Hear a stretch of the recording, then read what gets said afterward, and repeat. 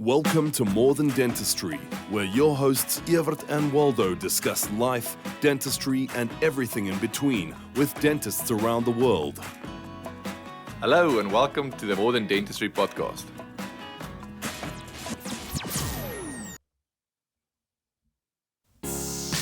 On this episode, I chat with Frank Zastrow. Frank is an oral surgeon from Heidelberg, Germany.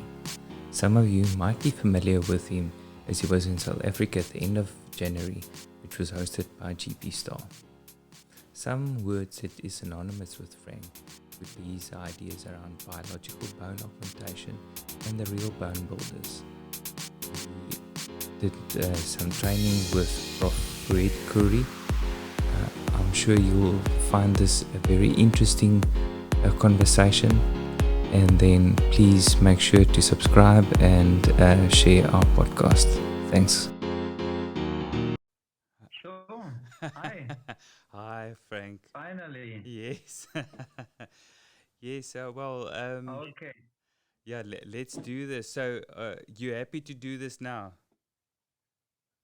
So Okay. maybe I'm too old, or so because I don't hear you so good. Can you talk a little bit louder, maybe, or maybe Okay. make your Okay, can you hear me? now much better. Okay, is that better? Yeah, it's better. Mm-hmm. Okay, I can put the volume up a little bit more. It's Yes. okay. Is that Maybe better? it's also just your accent I have to get used to. Yeah, okay. So just when you talk, just try to pronounce it very simple. So Yes. my English is also just simple. Okay.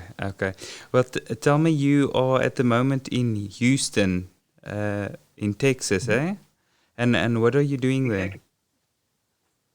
So there is a ICI Congress, Winter Implant Symposium, where I will be a speaker. Tomorrow.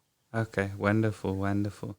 And I'm actually just starting with the conversation, and I think if we can just get a little bit more of a background of who you are and what do you do. Mm-hmm. Okay. So I'm oral surgeon from Germany, and I finished my university 2004. Then I was working for 2 years in the maxillofacial department of the university clinic in Heidelberg. It's in the south of Germany, close to Frankfurt. And afterwards I became oral surgeon, and I was working in different practices and clinics until 2009. I met the first time Professor Khoury, and I started then working in his clinic, and this really changed the way I'm approaching my cases. And since 2012, I have my own private clinic close to Heidelberg. So my father was also a dentist, so I took his clinic. I changed it from a GDP practice where we did only general dentistry to a general dentist practice where we do also complicated bone augmentation and implant placement. And since a couple of years now, I'm giving a lot of courses about this field when it comes to working with the real bone, so bone augmentation with the patient's own bone, and this is where I am now. Okay, yes. And I think most people that have been in the implant space that have done some sort of a augmentation have, I almost want to say, burnt their fingers with the augmentation material that we have in bottles or get from, and you are back to basics, I almost want to say, getting back to natural bone. Can you explain to our listeners what is the rationale and how you guys doing things differently and getting predictable results? Absolutely. So the time when I was starting in implantology, I was also used to work a lot with bone substitutes, with GBR. So I don't say the company's names now, but yeah. So that was actually how I learned it. So in the different places I was, and when I first heard that you can build bone also with bone, this sounded very strange to me. So because I was trained that bone is resorbing, so you have to work with bone substitutes to get a predictable result. So I did a lot of GBR, but when it comes to the more compromised cases where you have a very thin crest, maybe I had a high rate of failure. First of all, you're very, how can I say, brave, and you try a lot.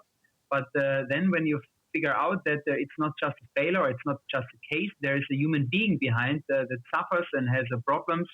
So then I was more defensive in my approach.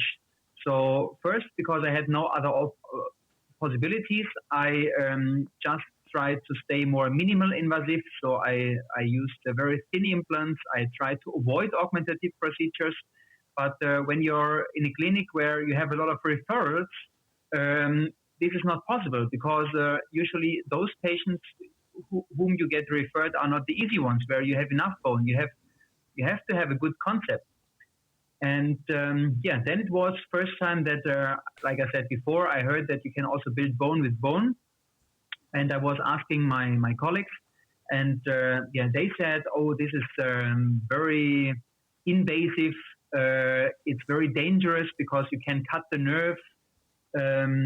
It's very painful for the patient. Overall, patients do not want that you take blocks from them, so they don't like it." So then I was stuck in a way. But then I had two situations where I was thinking again, and one was a good friend of my family. And you know, when it comes to good friends or family members, you are usually thinking differently. So my father had placed at her 30 years to go old implants, IMC implants, and yeah. Meanwhile, on one side they had a big perimplantitis. So it was obviously that I had to remove now this implant, but then I would have been confronted with a vertical defect in the posterior mandible. So my father, he told to her, no problem, my son, he's now oral surgeon, he can fix this easily. But in fact, I didn't feel like being prepared for that case. So what did I tell her? I told her, oh, first we have to stabilize the situation with prophylaxis and cleaning. But in fact, I was just too scared to handle this situation. And another case was then when I was working in another clinic where we also did only GBR. Most of the cases were done with from the former boss. It was really like a factory, more than 100 implants per month. And it was a young woman also having a missing incisor in the frontal area. And yeah, we did the same protocol. It was very sharp press, like always, trying to get the primary stability in the bone and the missing bone. We regenerated with the bone substitutes, like a big mountain of powder, and covering with the membrane and closing. And yeah, sometimes this worked well, sometimes not. And also in this case, unfortunately, it came to a very horrible result. So yes. She lost all that big infection, and so I felt very sorry for her. And to be honest, I also blamed my former boss for doing this to her. But what I didn't realize in this moment was actually that this is not quite fair to blame somebody for doing this, because I had no alternative. So I didn't know how to do it better. Maybe I would have done it in a two-step procedure, first doing the mountain of powder and then trying to place the implant. But that was not really a concept. Yes. And then, really by a coincidence, during that time, I was on the biggest congress in Germany for oral surgeons and maxillofacial surgeons, and it was first time that I saw Professor Khoury, who was chairman on this congress, giving a lecture about working with real bone. And when I saw this first time, it felt like an epiphany. It was really like the concept I always wished that it's existing, but I didn't know that it was those times existing, because there was no social media. And I heard about his courses, but those times it was too expensive. So, but when I saw it first time, it was really such a impressive new experience to me that even though it was not planned, I went during the coffee break to him. I said that his concept was really mind-blowing, and probably I didn't use these words, but this was the context, and asked him if I can send him my documents. And I got the place, and I stayed almost 4 years in his clinic. Wow, and that's such a privilege to actually have the opportunity to learn under a mentor like that. Exactly. Yeah. So it was really impressive, because when you're on a congress or you see a lecture, sometimes you see the same speaker 10 years ago again, and it's the same cases again. It's like there are a few showcases that go well, and they are shown again and again. But this is not the daily business.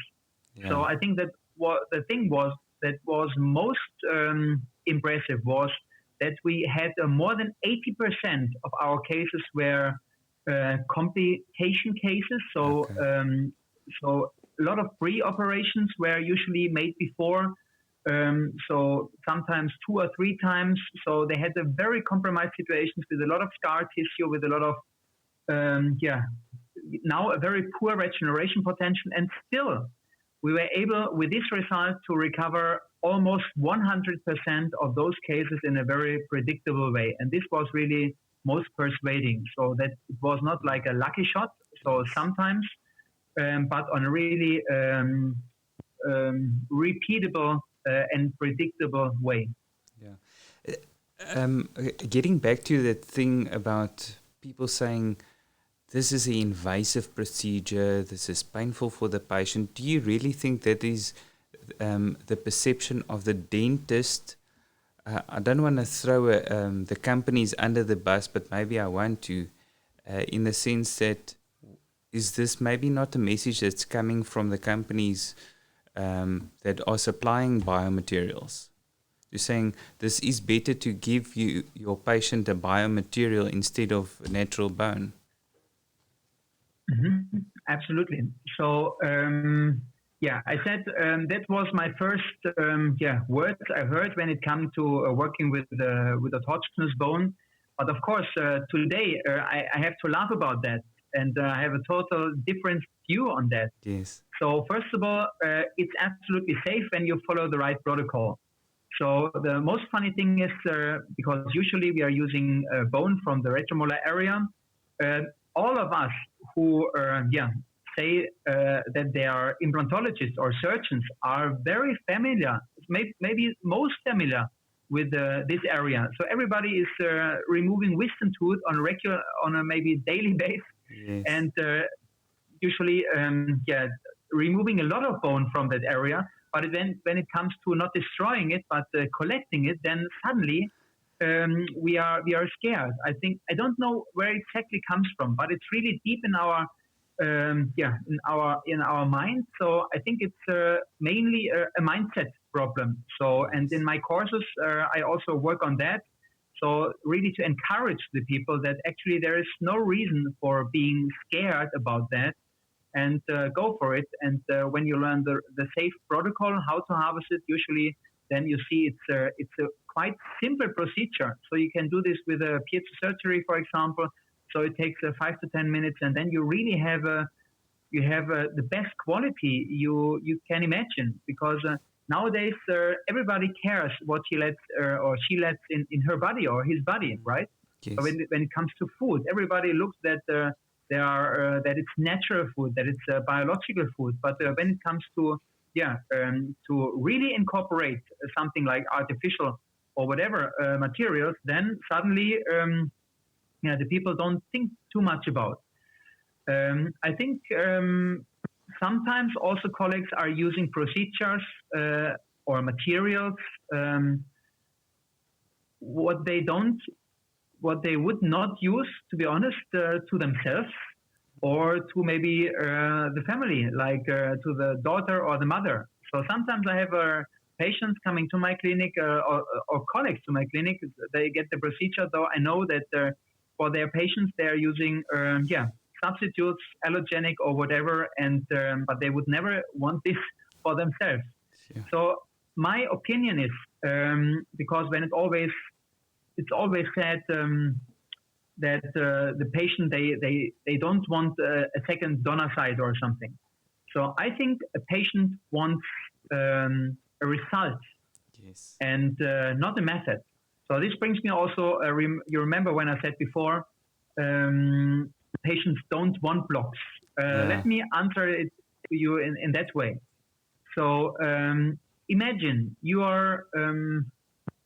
You have a heart problem and you have disease and you need to find a specialist, and you hear about a good specialist and you go to him, and he's a heart surgeon and has years of experience, and then he tells you the different methods, and maybe he also gives you some recommendation or suggestion what he would do in your position. I'm asking you, would you ever not follow his advice? Would you say, no, I Googled this or that, or my neighbor also got this or other treatment? Never. Because, he is specialized. He is trained in that for years. He has all this experience. And that same, I see it when patients come to the dentist. So first of all, there should be trust. And when a patient comes to the dentist, usually the patient follows any method. So whatever the dentist, if there is a trustable connection between both, yes, so he will follow this advice. And there's only one enemy against, in my opinion. This is when the doctor or the dentist doesn't believe him or herself in this new concept, which is normal. Whenever you get in touch with a new method, first of all, even whatever you read or saw or heard about, you don't trust first of all. You always think you only believe your own experience. So this is the first step. You have to go out of your comfort zone. You have to try your first steps in this new area, and then when you see these wonderful results, you will see there won't be not one patient anymore who says this to you, I don't want blocks. So trust me, when I talk with my patients, there is not one patient, and I'm not talking about the referred patients, I'm talking about normal patients. We are even telling every patient before implantology that it might be that we are going for blocks, that I always have the opportunity or the chance during the operation to choose. So I tell the patient there are different methods. There's from cow bone, there is from dead body, but there's also from patient's your own bone. It's vital. We have very good results, and usually we are taking this bone, and the bone regrows in that area. There is no question from the patient anymore. The only question the patient might ask is, really, cow bone? But nothing else, because he feels that I trust 100% in this method, and the patient follows. Yes, yes. Do you think there's a change in perception around this topic, that you're seeing upswing in dentists and surgeons actually getting back to using natural bone? I mean, I can see you are fully booked, or it looks like you're fully booked. You have about 26 courses lying ahead for this year. So it looks like things are turning. I have the same feeling. I think the problem is, or the challenge is, the patient's own bone or bone overall has no sponsor. So Yes. that's why it was not. That's why we have a lack of studies. We don't have thousands and thousands of studies like other companies, because imagine when you're doing a study with a university clinic, the first question is, because it costs a few €100,000. So for those colleagues who are doing studies on regular basis, they know it. So the first question is always, who will sponsor it?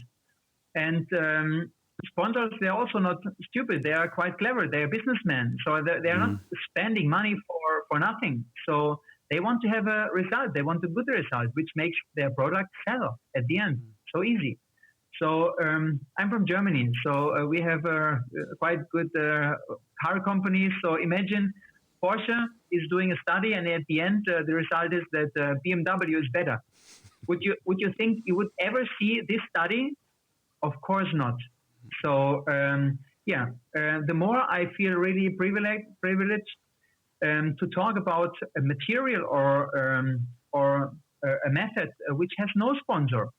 So, but nowadays, fortunately, we have this possibility via social media to share these wonderful results. And for this reason, I built several groups or platforms like the Facebook group called Real Bone Builders in Facebook, or also on my name, Dr. Frank Zastrow. You see my Instagram account, which is really growing fast. Within the last 3 or 4 days, we got another 300 followers. So right now we are more than 15,000. So it's really growing, and I'm telling you why this is growing so fast. Because it's not me anymore who is showing these cases or a few gurus. So like it was thought in the past, it's shown from everybody who is willing to go for it. So 80% of the cases I repost now on Instagram, for example, or in the group, are not from me anymore. They are from participants from my former courses all over the world, wherever they are. They have really wonderful cases, and not those cases where you see just the operation and then closure and that's it. No, you see how it looks after reopening. You see the real bone. You see really wonderful results. And this is the reason why people understand now more and more that this is a really powerful method, which is really working for everybody. Yeah, and that's probably the definition between science and art, is that if it was art, it was only a few guys that would have been able to do this technique, where this is now scientific, this is reproducible every single time. Exactly. Yeah. Absolutely. Yeah. And how did you decide to get to the situation of actually using social media as a vehicle to actually spread your message? Was that a natural part of growing your business, or how did you go about doing that?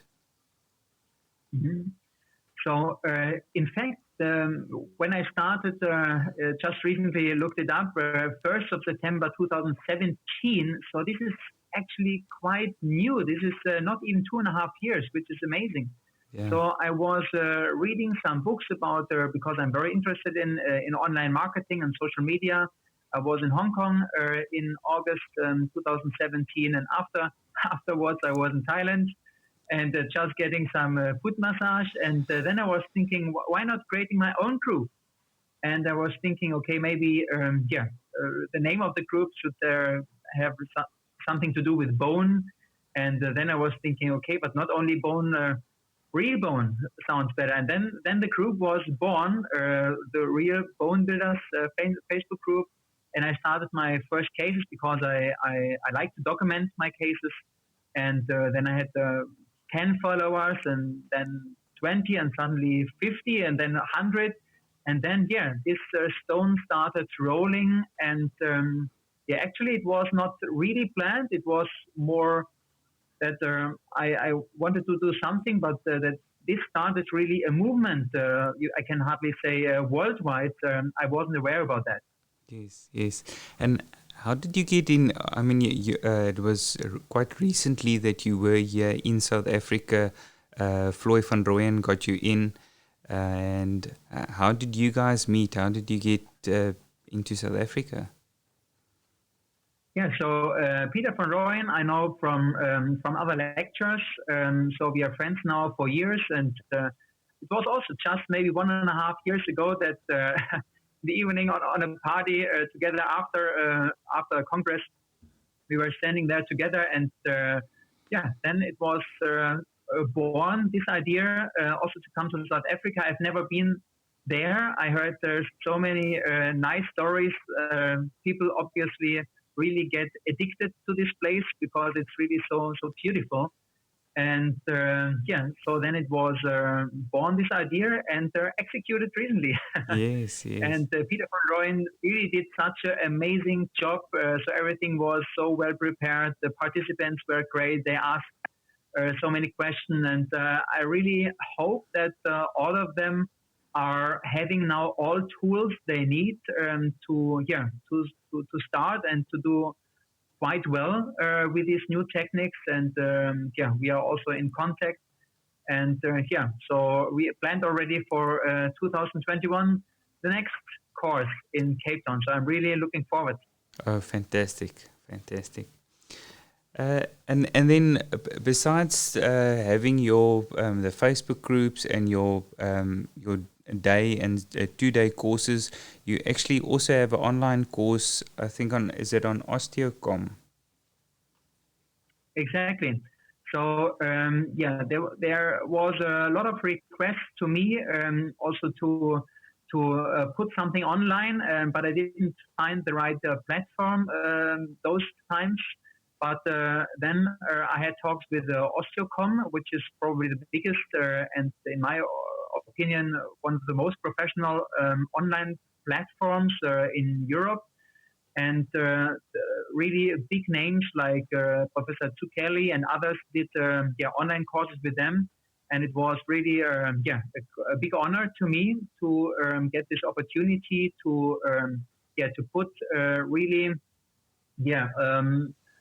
the content of our module 1 when it comes all the concepts, the rules, the guidelines, all the step-by-step procedures, hard tissue, soft tissue management. Like we have six techniques, like the Casangian vestibuloplasty, the palatal pedicle flap, the apical reposition flap, all these techniques together in one course. So it's really compact in 5 to 6 hours. All you need really to start. And this was launched just a couple of days ago. Okay. Still, there is I think 20% discount on the course. So for all who are really interested in watching the course and didn't have the opportunity yet to join an offline course, so we are offering them all over the world, or in my clinic too, where only in my clinic we can offer with the live surgery. But for those who just are interested in getting more deep insights in this online course, they are really welcome to book it and to get a deeper biological understanding for these methods. Okay. Dealing with complications can be quite stressful. And I think that's something that I try to convey the message to our listeners is that yes, everyone has complications now and again, but it is a matter of how do we deal with this in a healthy environment. What was your way? I mean, at least you had your father that was also a dentist that can give some sympathy maybe when you had some struggles, but how do you deal nowadays that maybe things don't go right at some stage? How do you do that? So the good thing, when you're working with these methods and you really follow all the rules, the chance of complication to all other methods is quite reduced. So prevention is the most important. So that's why it's so important to know all the details. So the devil is in the details, how it's said. And I get a lot of requests from former participants and or colleagues. And so I see what are sometimes the problems, and the problems occur when you are not staying with the protocol. So when you're staying, we have really amazingly high success rate. So when you're working, so just for those who are not familiar with this concept, I try to say it with a few words. It's working with, like I said before, pure autogenous bone. But when it comes to working with bone blocks, most people still think about full cortical blocks, full thickness blocks. And here we have the problem that the revascularization, the blood supply, takes too long time. So what we have is the problem that only a part of the bone becomes revascularized. The other part, it takes too long time that the blood vessels come there, and the bone cells die. And what happens to died tissue? It gets resolved. It gets from macrophages and osteoclasts. So my former mentor, Professor Khoury, invented 25 years ago this wonderful concept that it's actually quite simple to understand it. So instead of working with full thickness blocks, he split the blocks into thin bone plates. And these bone plates are particulated even more. So by particulating, we are ensuring that we have an enlarged surface. So that means the blood vessels have a faster access to the bone. And then the concept is that we are placing these thin bone plates, just 1 millimeter thick, on distance. We are reshaping the envelope of the crest, and this kind of container is filled then with the bone particles. And by doing this, like I said before, we have a much faster blood supply. So that means we can keep the bone vital. So when we reopen this area after 3 to 4 months, what we see is bone. So it's not like concept hope, like I call it sometimes, working with substitutes and not knowing if they get regenerated or not, and you have to wait 9 or 10 months. And when you're lucky, you have good results. If you are not lucky, it looks like sand at the beach, and it's not stable and nothing. So when we open, usually in almost 100% of the cases, we have bone because it is already bone. And so when you stay with the concept that you're not placing the plates too high in the right angle, all these things you're learning in our courses, online or offline, then the chance that you have an exposure is quite reduced. Another reason why we have a very low exposure rate is this. Compare the attachment of the periosteum of the flap on the membrane. So here we have a very poor attachment because it's foreign body, it's foreign material, it's artificial. So the body usually wants to get rid of it. When we are working with a real bone, we have a perfect attachment. It's like a hemidesmosomal attachment. You know this perfect attachment from periosteum on bone. So look at our whole body is made from it. So it's called evolution. So it's the best attachment you can imagine, and this works for us. So we have a very, very low exposure rate, almost at zero, when you stay with the rules. But it's very important still, when we have this one case where we have an exposure, to handle it. What I didn't understand when I was a young dentist was taking responsibility. What do I mean? So in the GBR courses I visited, the companies, they told me usually, so you can use these materials. They work 100% of all cases, and I thought, okay, that's fine. They are telling this. So when I have a failure, I'm out. So because they said it's always working. What I didn't realize those times, I'm not out with my responsibility. It's on my responsibility. They can tell you everything. They can promise you everything. It's up to you to handle it because you are the doctor. You are the surgeon. You studied. You specialized. You take the full responsibility. And people or colleagues have to understand that. especially when they're going for new methods or new materials. Every week, at least in Germany, there is a new company who is bringing the materials on the market, sometimes without any studies or without anything. And so I know our concept is actually not a new material. The material is actually a few hundred or 1,000 or a million years old, again, evolution. So this is a very powerful method. So this was just what I was wanted to say about when it comes to responsibility. So we have a protocol when we have exposure. And so in most of the cases, when we have this case, when we have an exposure, the treatment is quite simple. So what we do first is if there is, for example, a sharp blade standing out from the bone, we have to remove it with a round diamond burr and good irrigation. So, but again, then usually you did maybe something wrong. You didn't round the sharp edges, or you placed it maybe not in the correct angle or whatever. So anyway, the second step is you have to make an impression. And then you give this impression to your laboratory. They are creating a splint, a transparent, flexible splint, which covers the exposed area and has a distance from 1 to 2 millimeters from the exposed area. And the patient is charging this space 2 to 3 times per day with the anti-inflammatory gel. So the whole idea is to seal this area from the saliva and the bacteria in the mouth, so that the body can do the healing itself. And the worst thing you could do, and you should never do this, that's really a take-home message, is try to resuture it. Never try to resuture when you have a perforation or exposure. So this will lead to an even enlarged or bigger exposure or perforation. So instead, work with this protocol I just told you, and in 99% of the cases, when you have this very seldom case, you can handle this with this treatment.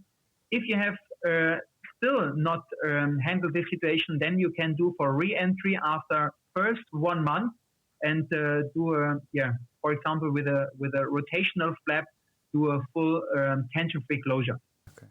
What do you think was your drive to get to that thing of actually going up to Professor Khoury way back when, and to have a chat with him? I mean, it's not everyone that will have the courage to just say, listen, well done, and maybe can I work with you?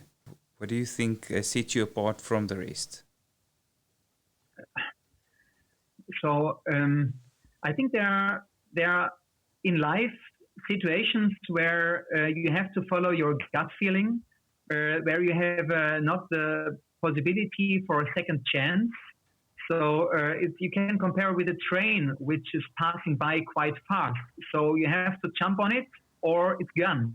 And I felt this way in this particular situation that, I had only then the chance, because there were also usually 80 people or 80 colleagues trying to get a place in his clinic. So I felt really privileged those times to get the chance, but I think it was because of my personal approach. Yeah, and he probably felt that I was really very impressed of the concept, and of course, it was also a sacrifice, to be honest, to stay these 4 years there. Those who have been to his clinic, it's in the middle of nowhere, so you have to drive for 1 hour to get back to civilization.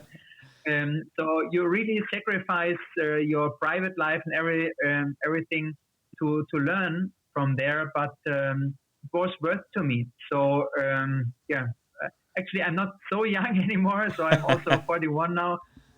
But, for all of the younger colleagues who are thinking about, so I think education is everything. When you have a good mentor and a good teacher, this is everything. Nobody can take this away from you. And if you have the chance, go for it. And so salary or all that stuff is, in my opinion, then not important. It's more to grow, grow your comfort zone in a way.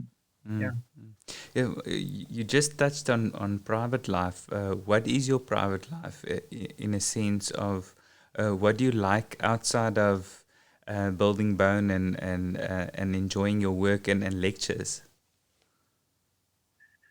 That's a good question. So I don't know who said it, and I don't know if I can cite it in a good way, but uh, probably you know this saying. So when you find a job or something where you really have your passion in, you don't have to work anymore. And Yes. a little bit, I feel like that. So actually, I'm working 24/7. So okay, besides sleeping, unfortunately, I have. So I don't take a rest from it. I'm really so passionate. I'm so under fire. I think people, also participants, feel it. Also this other saying: only when you put yourself under fire, then you can ignite other people. And I really feel on a mission now.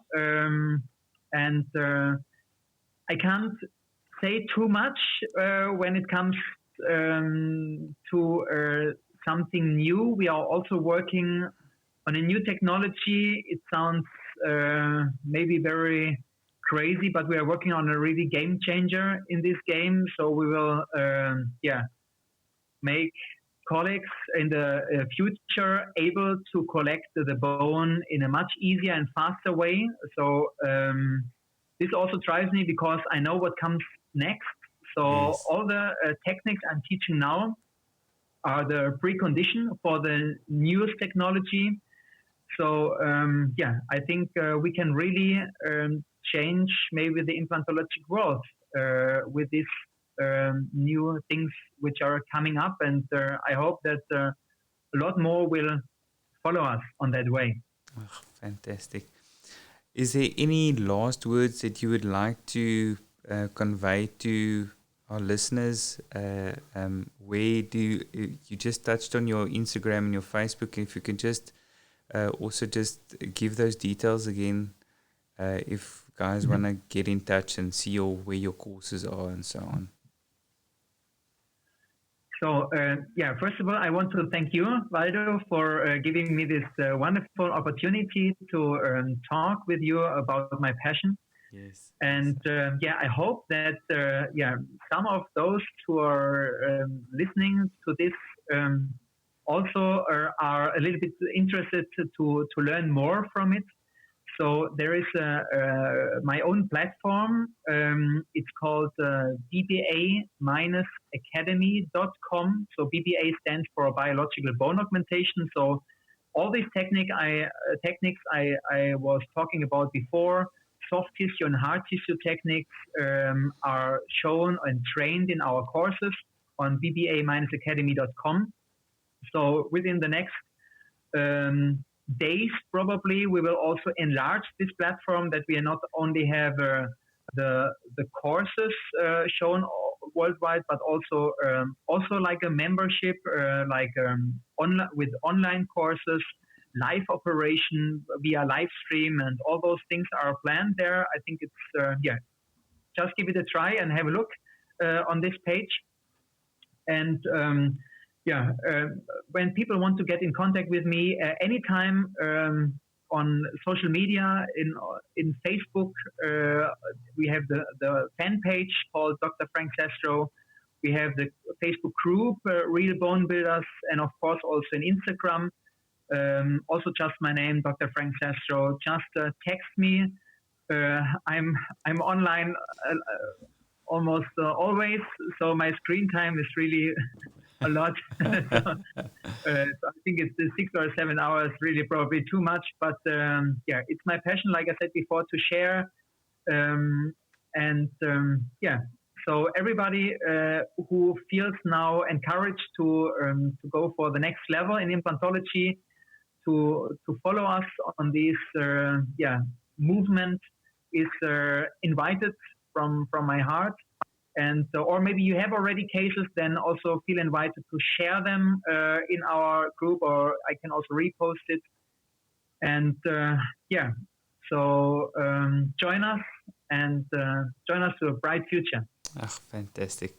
Well, thank you very much. And yes, I really look forward to what lies ahead for all your endeavors. Thank you. Thank you. Okay. Fantastic.